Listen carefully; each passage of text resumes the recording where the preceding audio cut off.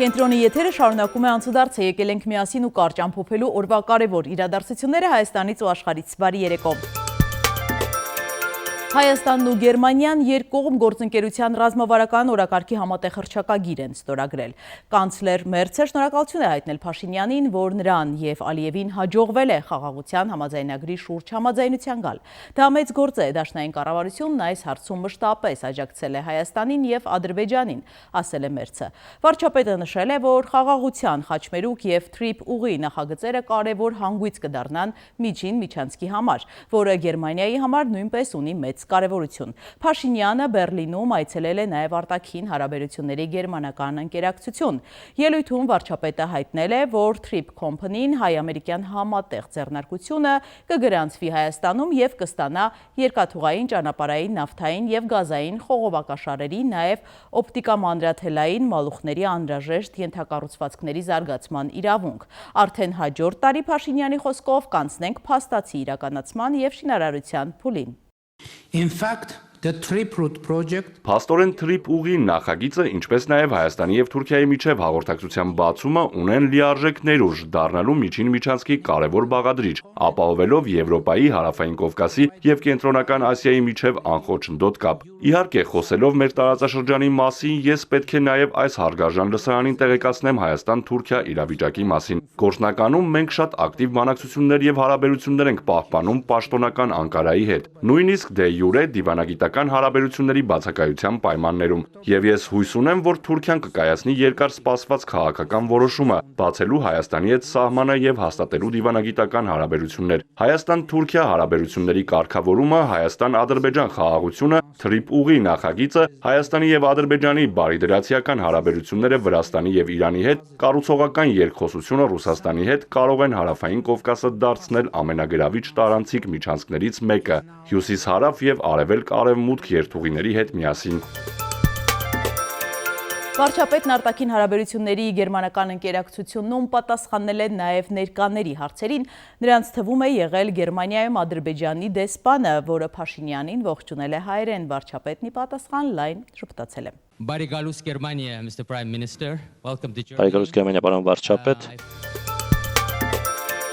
Սանկտ Պետերբուրգի հոգևոր հովիվ տեր Եփրեմ Քահանա Զարգարյանն է արձագանքել Նիկոլ Փաշինյանի հայտարարությանը, թե 301 թվականին հայ առաքելական եկեղեցին ստեղծվել է պետության կողմից ու պետության որոշմամբ։ Եթե մարդը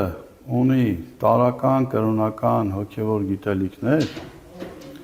գոնե մի փոքր ուսումնասիրել է եկեղեցու պատմությունը, ուրեմն հստակ պիտի իմանա, որ չեն եղել պետություններ, բայց եղել է եկեղեցի։ Չեն եղել իշխանություններ, բայց հոգևոր իշխանություն եղել է ցանկացած ազգի մեջ։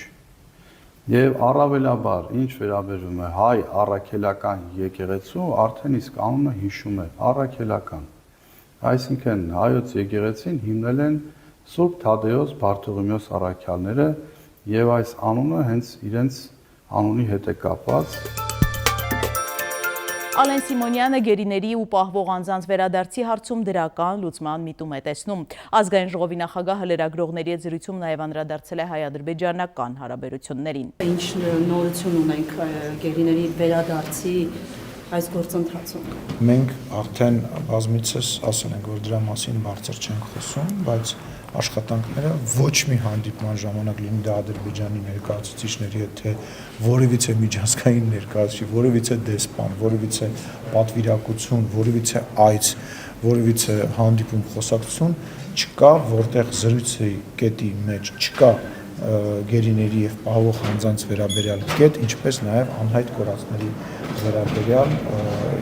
կետ։ Դա բացառված է, միշտ իմացեք, որ դա այդ երկու կետը մշտապես կան եւ լինելու են այնքան ժամանակ, մինչեւ հարցը չլուծվի, իսկ դրական լուծման միտում ես տեսնում եմ եւ Ինչից եք ենթադրել։ Ինչն է ինչից։ Որ դրական միտում կա այդ հարցը։ Դե ասել եմ, հիմա մենք պատերազմից հետո ունեցել ենք 200-ին հասնող գերիներ։ Հիմա այս պայդրությամբ 23 հաստատված գերի ունենք, պահվող անձ ունենք, հա, եւ պետք է տեսնենք, հա, ինչա փոխվել, հա, 5 տարվա ընթացքում եւ նաեւ խոսակցությունները եւ քննարկումներն են ինձ այդ հույսը ներշնչում։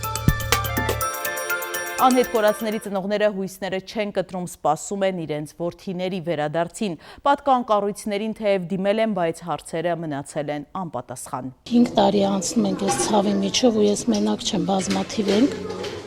Վերջին անգամ խոսել ենք հոկտեմբերի 7-ին 20 թվականին, եղել է ժամկետային զինծառայող, ընդ որում Հայաստանի Հանրապետությունում, ոչ թե Ղարաբաղում, ինչպես ասում է Ղարաբաղը Ադրբեջանը եղել, մենք տեղյակ չենք եղել։ Ու մեր երեխաներին հոկտեմբերի սկզբից տարել են ամենաթեժ կետերը, որտեղ չգիտեմ ինչ մարտեր են եղել ու մենք տեղյակել չենք եղել։ Ոչ մի տղա իր ծնողին չի ասել, որ պատերազմի դաշտում է։ Մենք իմացել ենք իրենք իրենց զորամասերում ծառայություն են իրականացնում։ Մնում էր 3 ամիս, որպեսզի ավարտեր ծառայությունը ու վերադառնար։ Ու հոկտեմբերի 7-ի ցերեկը ժամը 1-ից 1:30 խոսել ենք, ամեն ինչ լավ է, մամ ջան, չմտածեք, մենք լավ ենք, կգանք։ Ու եղբորն է ասում գիշերը, որ իրենք գտնվում են ջրականում։ Դա վերջին անգամն է։ Վերջին անգամ, այո։ Մինչև այսօր ոչ մի լուր չունենք։ Անկախության հանրաքվեի և սահմանադրության օրը Արցախի վերնախավը սկսեց եռաբլուրից Սամվել Շահրամանյան, ազգային ժողովի նախագահը, պետնախարարը, պատգամավորները, Արցախի հասարակական գործիչները ծաղիկներ են խոնարհել զինվորական պանթեոնում։ Հետո Արցախի ներկայացուցչությունում խորհրդարանական լսումներ են անցկացվել, օրակարգում վերադարձի իրավունքին և գերիներին վերաբերող հարցեր են եղել։ Արցախի հանրապետության տարածքի բռնի զավթումը Ադրբեջանի կողմից բոլորովին էլ չի նշանակում, որ դադարել է Արցախի հանրապետության գոյությունը։ Մեր պետականությունը, մեր իրավունքների համար պայքարը, մեր հիշողությունները շարունակում են մեզ համոզել, որ վերադարձից բացի այլ երկ չի կարող գոյություն ունենալ։ Արդարադատության նախարար Սրփուի Գալյանը կարծում է, որ նաև իր նման լավ կրթություն ստացած մարդիկ, ովքեր կայուն եկամուտ ունեն, կարող են հիպոթեքով բնակարան ձեռք բերել ու մարել պարտքը։ $200,000 տունը ինչ է, որ ես 20 տարի հետո չպետք է ունենամ կամ 10 տարի հետո չպետք է ունենամ։ Պետք է ունենամ այնքան, որքան որ կարող եմ ունենալ։ Եվ բոլորը կներեք, էլի, ներողություն եմ հայտնում, ներողություն ասում են, սոված եկան իշխանության, հիմա տներ են բանում, ձեզանից շատերի մասին են ասում, ձեր մասին։ Ես իմ մասին եմ խոսում, սոված երբեք չեմ եղել, չեմ և չեմ էլ լինելու, որովհետև լավ եմ սովորել և լավ աշխատանք ունեմ, վաղնել եմ լավ աշխատանք ունենալու։ Ոստիկանության կողմից որոնվող 15-ամյա տղայի մարմինն ու մետաղաջարդոնի վերածված օփելը հայտնաբերվել է Դդմաշեն գյուղի ձորում։ Դեպքի վայրում հավաքվածներն ասել են, որ վարորդը 15 տարեկան տղա է, ում երեկվանից համայնքային ոստիկանության Կոտայքի բաժնի ծառայողները հարազատների հետ որոնում էին։ Եկեք միասին թերթենք մամուլի էջերը։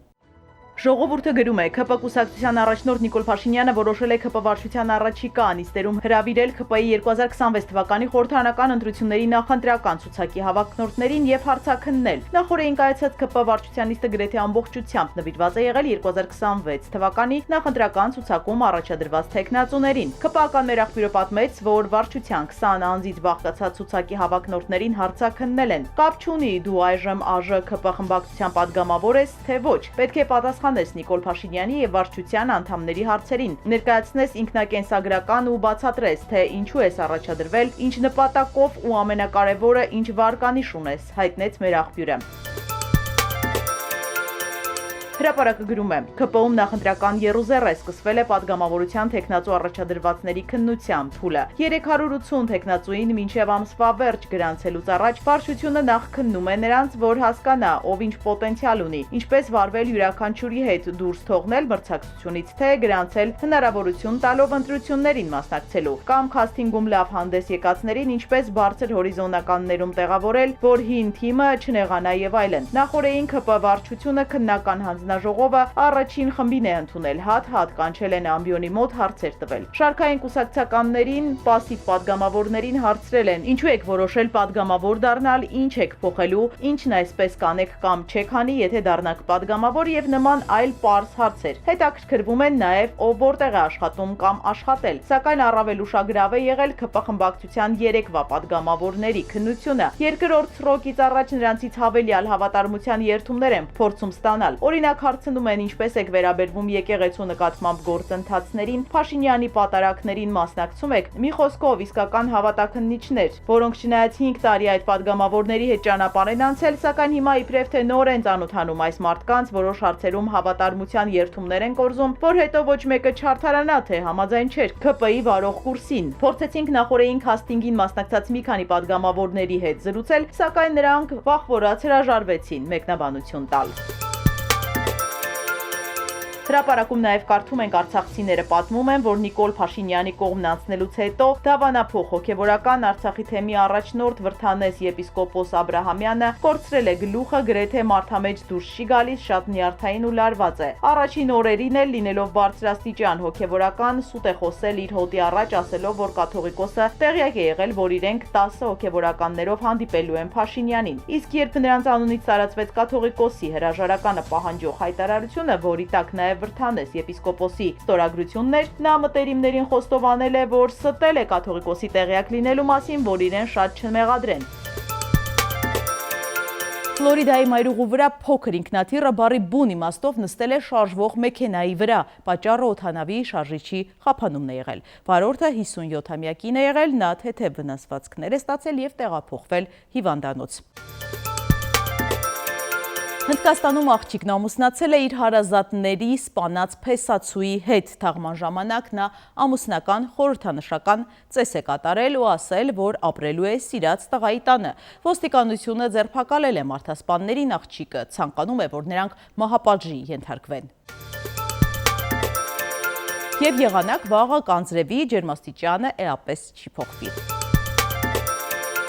Սիրելի հետևորդներ, եկեք կատարենք մի քանի պարզ քայլ մեր YouTube-յան ալիքը զարգացնելու համար։ Ձեզանից մի քանի վայրկյան է պահանջվելու, հավանում եք այս հաղորդաշարը եւ բաժանորդագրվում։